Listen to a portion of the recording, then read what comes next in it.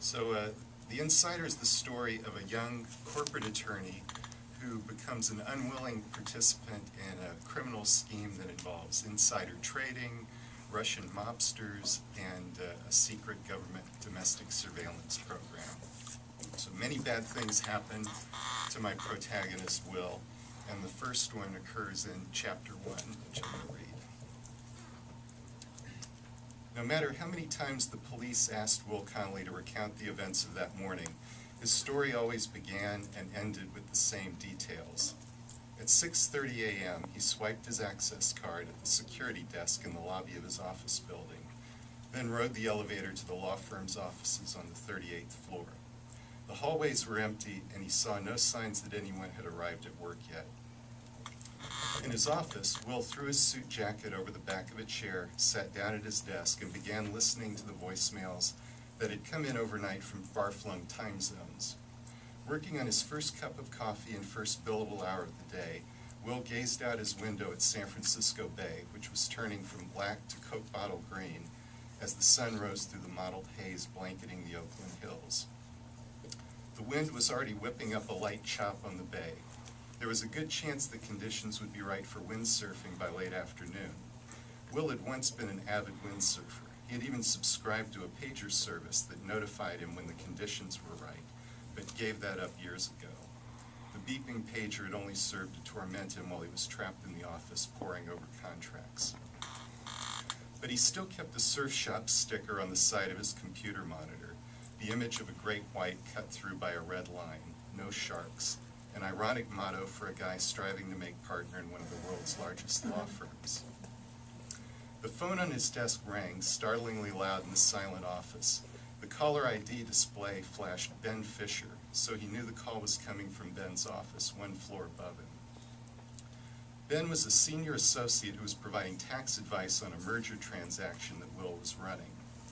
Will couldn't imagine what Ben might want from him at that hour, so he let the phone ring. He preferred to use these early morning hours to work on projects that required some concentrated thought and a little quiet. Will needed every bit of concentration that he could muster because he was among the slate of proposed new partners that the executive committee of Reynolds, Fincher, and McComb, LLP, was scheduled to vote on later that day. He'd spent the past 6 years working toward the goal of partnership, and today his fate would be decided. It was more than a little distracting. With his unlined face and longish brown hair, Will looked more like a law student dressed up for a job interview than someone on the verge of making partner. At 32, he still didn't have the prematurely middle-aged look of many of his peers.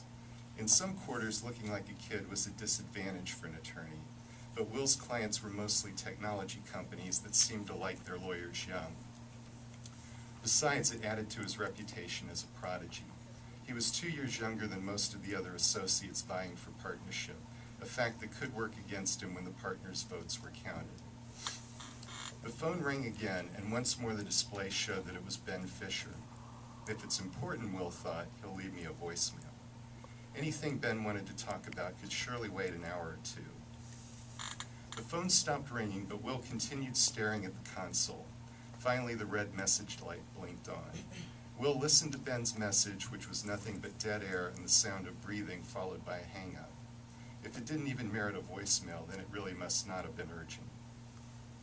Determined to find a quiet place to work and escape the phone, Will picked up a notepad and went down the hallway to the firm's law library to review some Delaware Chancery Court cases on fiduciary duty. Will doubted that Ben would find him there. In this age of online research, hardly anyone visited the law library.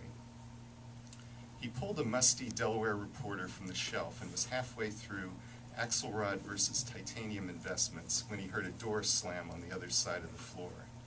Will wasn't the only early riser today, probably some first-year associate desperate to impress.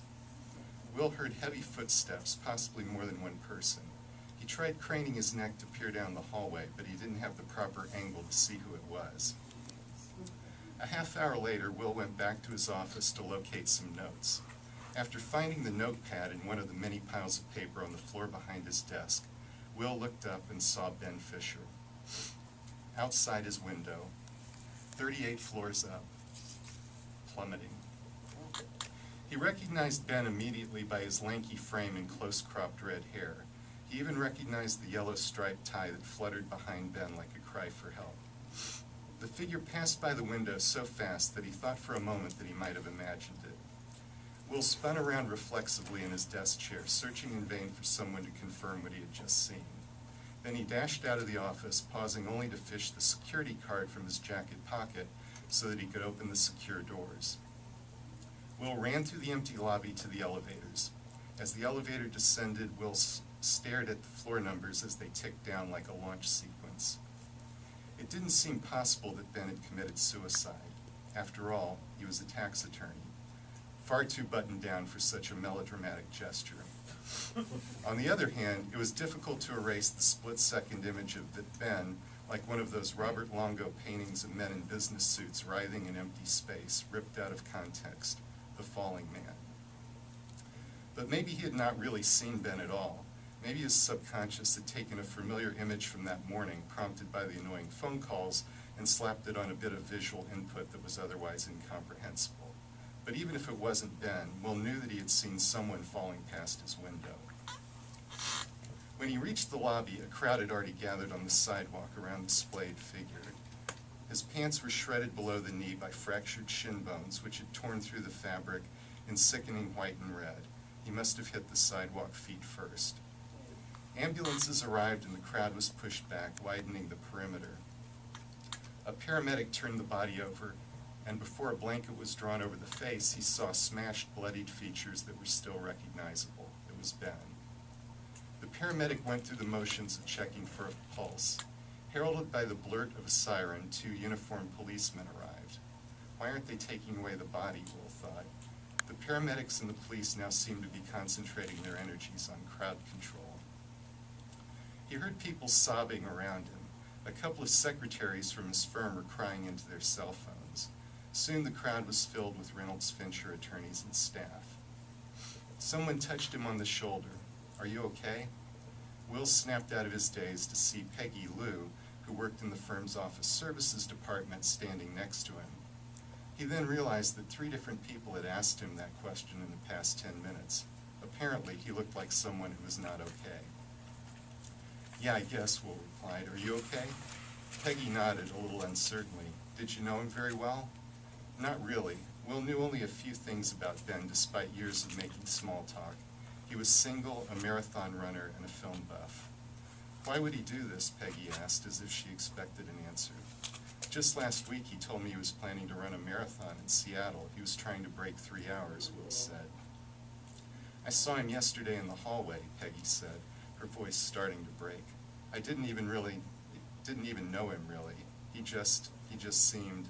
Peggy started to cry. Will put his arm around her as she sobbed. After a few minutes, a secretary who was one of Peggy's friends led her away, saying, "We should go. We need to go." Will drew a little closer to the edge of the crowd around the body. Part of him wanted to run away from the crumpled man in the suit, from the bright red blood and the jagged shards of exposed bone. But he found himself staring nonetheless, trying to understand something that refused to be understood. Then he saw it. Next to Ben's bloodied right hand on the pavement lay a white plastic security access card for the office building. A cord woven with blue and green strands was threaded through a hole in the card. That was how Will knew that Ben had been holding Will's own access card. The blue and green cord had once held his name tag at a corporate law conference. The card was slightly warped. Will had once left it in a pants pocket and run it through a dryer. Will had used the card that morning, swiping it on the pad at the front desk in the building's lobby. How could Ben have gotten it? Then Will remembered that when he had gone to the library, he had left the card in the pocket of his suit jacket, hanging over a chair in his office. The blue and green cord had been dangling from the pocket. As he stared at the access card, the full implications of what he was seeing came to him. Each access card was registered to an employee and created a record of where workers went in the building. Sooner or later, the police would figure out that Ben was using Will's access card as they attempted to track Ben's movement before his death. Will had clearly used that access card when he entered the building at 6:30. The guard at the front desk would verify that. Given those facts, anyone would assume that Will and Ben had met that morning in the office. If Will told the truth, that he had never seen Ben, no one would believe him. His story would seem even more implausible when the police learned that Ben had placed 2 calls to Will's office in the half hour before his death. It dawned on Will that Ben's death might be a murder, not a suicide. Worse yet, someone seemed to be trying to cast suspicion on him. As Will reached into his pants pocket, he already knew what he was going to find there. He removed the white plastic access card that he had used in his hurried exit from the building. There was no doubt in his mind that it had belonged to Ben Fisher.